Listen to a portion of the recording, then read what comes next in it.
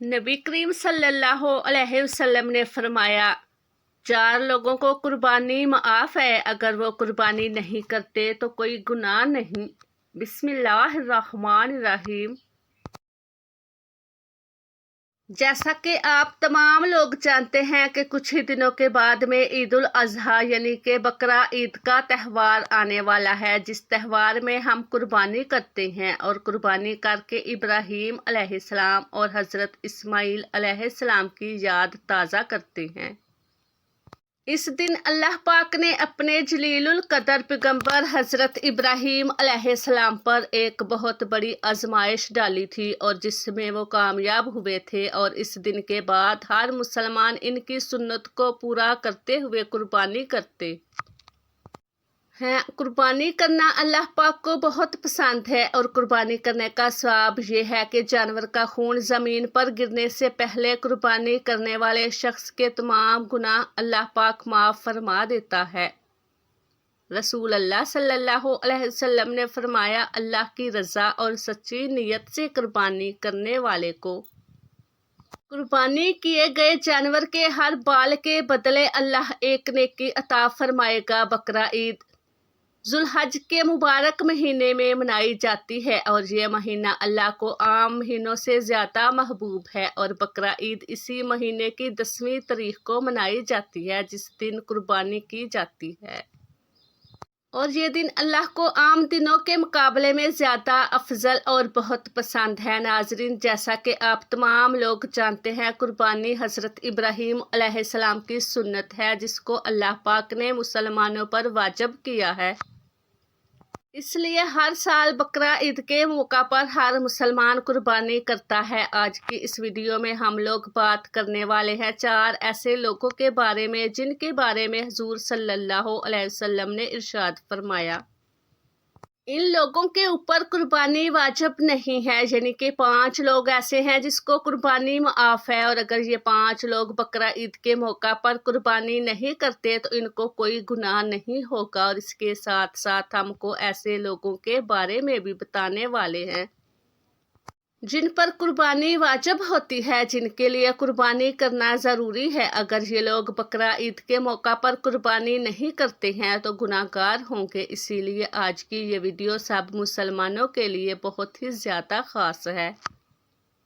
नाजरीन, बकरा ईद का त्यौहार जिलहज की 10, 11 और 12 तारीख को मनाई जाती है। इस्लाम में ईद उल फितर के बाद दूसरा सबसे बड़ा त्यौहार, इसको सुन्नते इब्राहिमी या ईद कुर्बान के नाम से भी जाना जाता है। हुजूर पाक सल्लल्लाहु अलैहि वसल्लम ने इरशाद फरमाया, बकरा ईद पर कुर्बानी करना हर मुसलमान मर्द और औरत पर वाजिब है, यानी ऐसे लोगों पर बकरा ईद के दिन कुर्बानी करना ज़रूरी होता है जिन लोगों पर कुर्बानी वाजिब है और वो कुर्बानी नहीं करते हैं, तो ऐसे लोग सख्त गुनाहगार होंगे।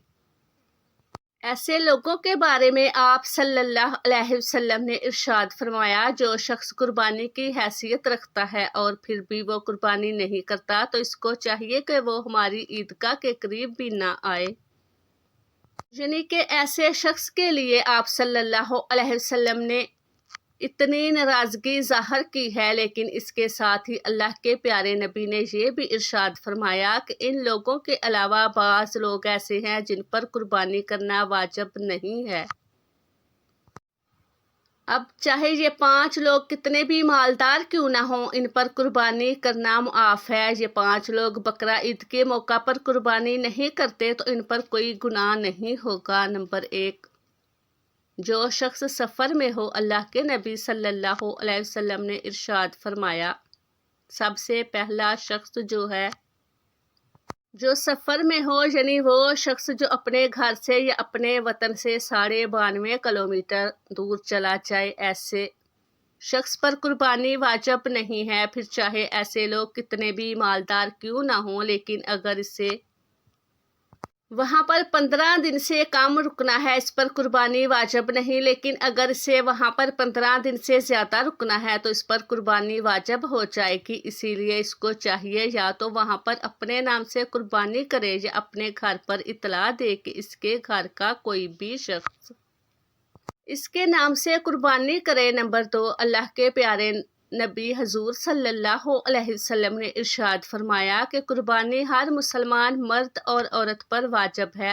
جو شخص ایمان کی حالت میں ہو، اس کا مطلب یہ ہے کہ قربانی کرنا کافر پر واجب نہیں، یعنی کہ ایسا شخص جو مسلمان نہیں ہے، جس نے کلمہ نہیں پڑھا، تو ایسے شخص پر قربانی واجب نہیں ہے، یعنی کہ قربانی صرف اور صرف مسلمان مرد اور عورت پر واجب ہے۔ نمبر 3، بچے اور مجنوں پر حضور پاک صلی اللہ علیہ وسلم نے ارشاد فرمایا، بقرہ عید پر قربانی کرنا بچوں اور مجنوں پر واجب نہیں ہے۔ مجنوں سے مراد یہ ایسا شخص جو اپنا ہوش و حواس کھو بیٹھا ہو، اس کو دنیا داری کی کوئی خبر ہی نہ ہو، اس کو مجنوں کہتے ہیں۔ بقرہ عید پر بچوں کو اور پاگلوں کو قربانی کرنا معاف ہے۔ اگر یہ لوگ بقرہ عید پر قربانی نہیں کرتے تو ان پر کوئی گناہ نہیں ہوگا۔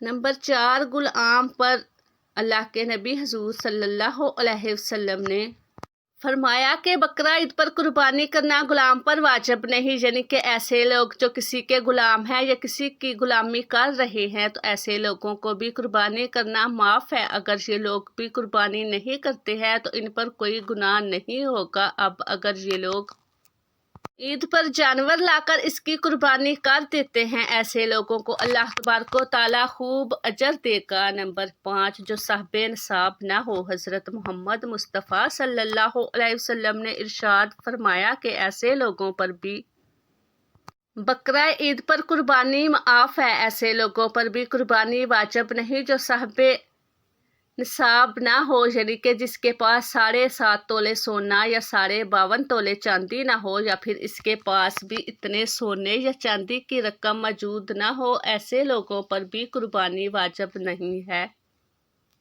اس کا مطلب یہ ہے کہ جس کے پاس رہنے کا مکان، کھانے پینے کا سامان، استعمال کے کپڑے اور روزانہ استعمال کیے جانے والی چیزوں کے علاوہ 7.5 تولے سونا اور 52.5 تولے چاندی کی رقم موجود نہ ہو، ایسے لوگوں پر قربانی معاف ہے۔ ناظرین، بس آپ اتنا بھی خیال رکھیں کہ قربانی اسی شخص پر واضح ہے جو صاحب نصاب ہو۔ ایسے لوگوں کو ہر سال عید کے موقع پر قربانی کرنا ضروری ہوتا ہے۔ ایسے لوگ اگر قربانی نہیں کرتے تو یہ لوگ سخت گناہ گار ہوتے ہیں۔ حدیث میں آیا ہے، قرب کرنا اللہ کو بے ہی حد پسند ہے۔ اس میں سب سے بڑی فضیلت یہ ہے کہ جو شخص اللہ کی رضا اور نیک نیت سے قربانی کرتا ہے تو اسے ثواب دنیا اور آخرت دونوں میں ملتا ہے اور اس کے تمام گناہ معاف ہو جاتے ہیں۔ آپ کو بتا دیں، قربانی کرنے سے صرف صغیرہ گناہ ہی معاف ہوتے ہیں اور کبیرہ گناہ یعنی کہ بڑے گناہ توبہ سے ہی معاف ہوتے ہیں۔ لیکن جیسے ہی بقرہ عید یعنی کہ عید الاضحیٰ کا دن قریب آتا ہے تو ہر سال